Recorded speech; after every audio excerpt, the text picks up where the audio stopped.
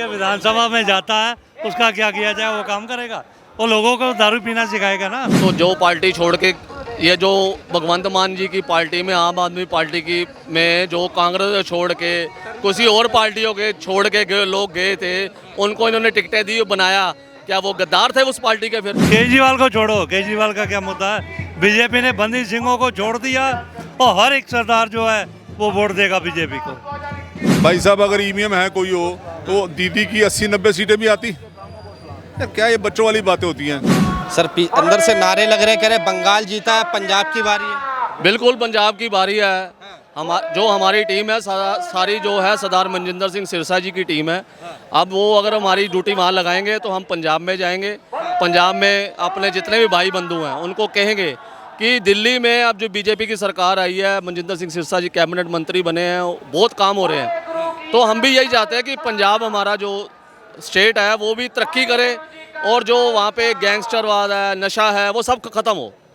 आपके भगवत मान तो कह रहे हैं कि हमने नशे से मुक्त करवा दिया पंजाब को हम बहुत सारी योजनाओं का लाभ दिलवा रहे हैं, बेरोजगारी दूर कर रहे हैं, कई युवाओं को उन्होंने नौकरी पर लगवा दिया। मेरे से ज़्यादा आपको पता है। मैं यही कहना चाह रहा हूँ, वो आप खुद समझदार हैं कि पंजाब में कितने उनके 7 MP छोड़ के आ गए राज्यसभा के। क्यों आ गए छोड़ के? आने वाले टाइम पे उनके कई जो टीम के बंदे हैं वो छोड़ जाएंगे।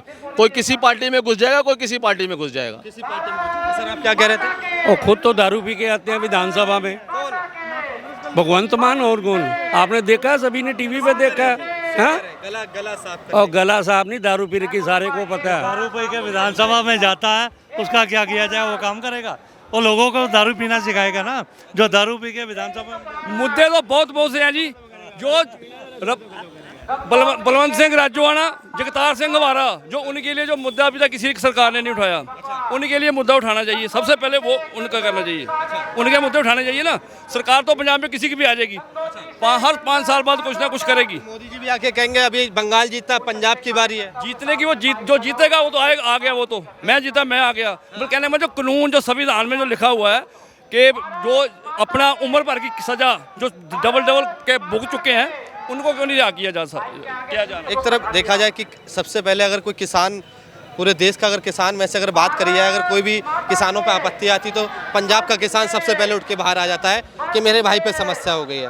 वो भाजपा को स्वीकार करेगा? मैं कह रहा हूँ, किसानी मुद्दा जब हुआ था, जब तेल काले कानून आए थे, तो सारा पंजाब, सारी कौम एक जगह इकट्ठी हो गई थी।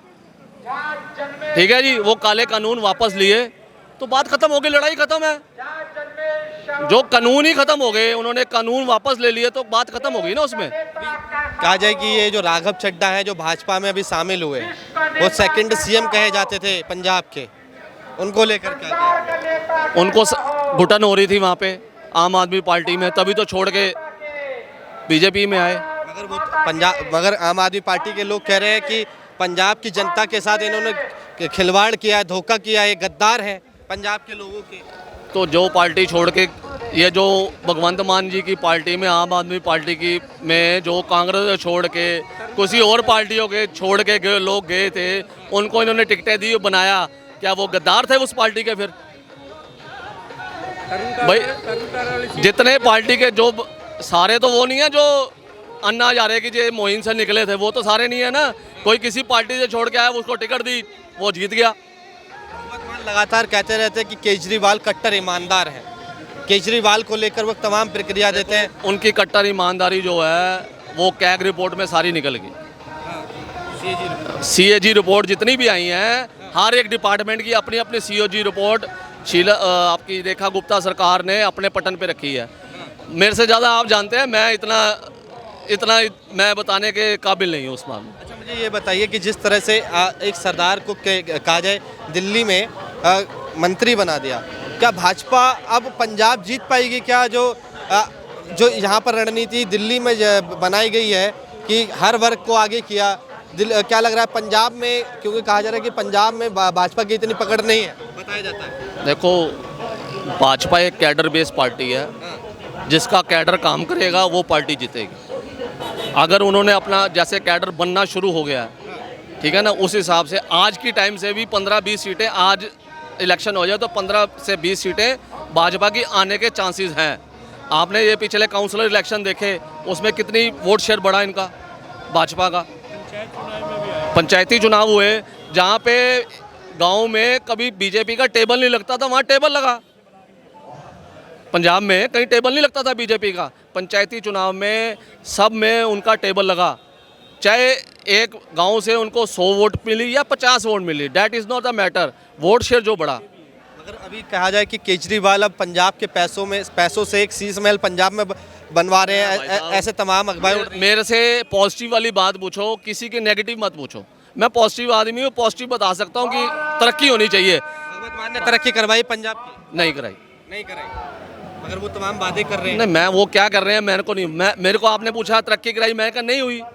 आपको भी पता है, मुझे भी पता है। वीर जी, आपकी सरकारी नौकरी लगी या नहीं लगी, ये बताइए। नहीं। अरे वो तो कह रहे हैं हमने 70-80 हज़ार लोगों की नौकरी लगवाई है। ये तो दिल्ली का रहने वाला है यार, पंजाब का थोड़ा लड़का है हमारा, दिल्ली का है। किसी भाई बंधु की लगी वहाँ पे? हमारे पंजाब में जानकार है नहीं इतने ज़्यादा, सारे दिल्ली में ही है। सारे दिल्ली में कोई हम दिल्ली के बंदे हैं, दिल्ली के पैदा हुए लड़के हैं सारे, सब दिल्ली के बंदे हैं, सब दिल्ली के? सब दिल्ली के हैं। पिछोकड़ जो रहा है सबका पंजाब का है। पिछोकड़ मतलब पीछे के रहने वाले जो हैं, बस ये। अच्छा, आज बंगाल जीते हैं भाजपा, उसको लेकर क्या कहें? बधाई है, जो वहाँ पे जैसा सिस्टम था उससे वहाँ की लोगों को निजात मिलेगी। आस है कि भाजपा जो सरकार दिल्ली में 1 साल की चली, उसी ट्रेंड पे वहाँ पे भी चलाएगी। अच्छा, मुझे ये बताइए, केजरीवाल जो है ना, वो अपने आप को भगत सिंह बताते हैं। भाई साहब वो क्या कहते हैं, मैं नहीं मानता। मैं किसी की बात करूंगा, मैं नेगेटिव बात नहीं करना चाहता, मैं पॉजिटिव। मेरे से पूछो भाजपा करेगी कि नहीं करेगी। क्या केजरीवाल भगत सिंह? केजरीवाल को छोड़ो, केजरीवाल का क्या मुद्दा है। बीजेपी ने बंदी सिंहों को छोड़ दिया और हर एक सरदार जो है वो वोट देगा बीजेपी को। जितने बिल्कुल बंदी सिंहों को छोड़ेंगे। और ये जो कहना चाह रहे हैं कि हमारी एक डिमांड है, जितने भी बंदी सिंह हमारे बंद हैं उनको छोड़ने का राह बनाना चाहिए। उन्होंने अपनी सजा पूरी कर ली है। विस्तार से बताइए क्या।